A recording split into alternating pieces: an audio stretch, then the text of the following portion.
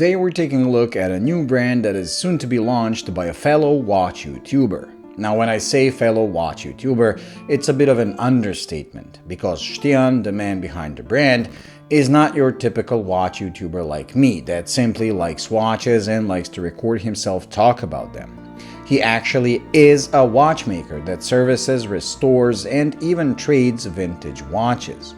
And his channel, Vintage Watch Restorations, for which I'll leave a link in the description, is a true showcase of his watchmaking skill.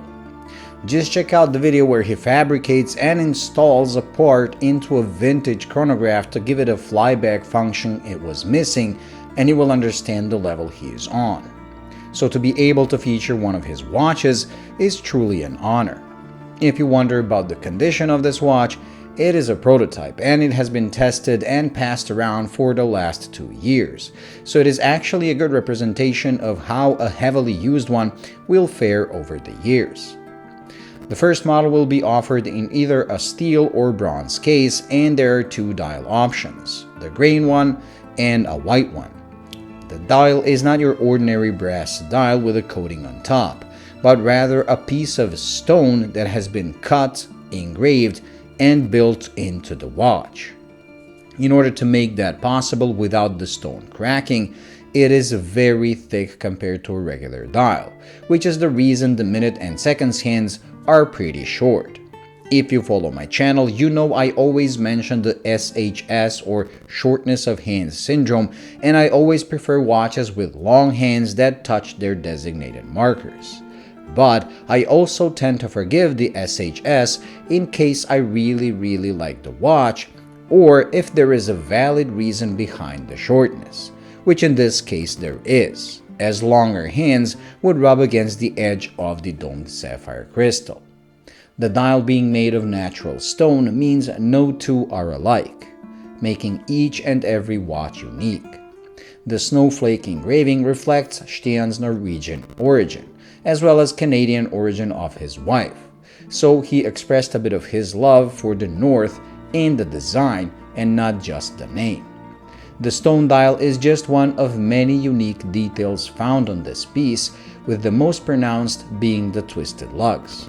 They're not only extremely twisted, making Omega's lyre lugs look flat, but also come with alternating finishes.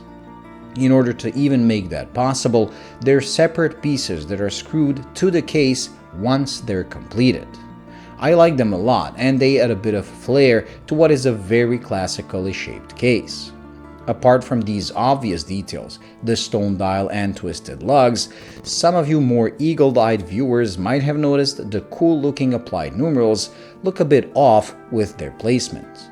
The reason behind it is the fact that this is a 24-hour watch, meaning the hour hand completes 1 revolution per day, instead of the more usual 12 that does it twice per day. He says it has a more natural motion of the hour hand in the sense of a slower passage of time, but at the same time the minutes have kept the usual functionality, so you can still read the time accurately, unlike single-hand watches.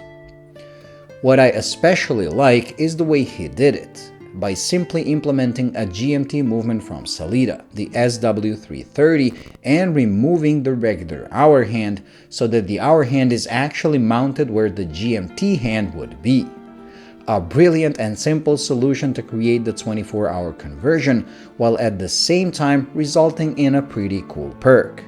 Because Sellita SW330 offers independently settable GMT hand, that means that this watch also comes with an independently settable hour hand, making changing time zones while traveling easy and not affecting minutes and seconds. Brilliant, and something that only a watchmaker would come up with. The pricing is still unknown, as the watch was supposed to be launched on Kickstarter already, but it has been delayed due to administration issues, and the fact it is a one-man show. Regardless of the price, I have to admit I like the whole concept and the look of the watch, especially the lugs, and the watch was a joy to wear for the last month or so. Being a fellow watch YouTuber, I wish Northern Watches all the best and really hope they succeed, so I get to review whatever model they come up with next. Thank you for watching. I hope you enjoyed, and found it useful. If you did, please like and subscribe, and until the next video, bye.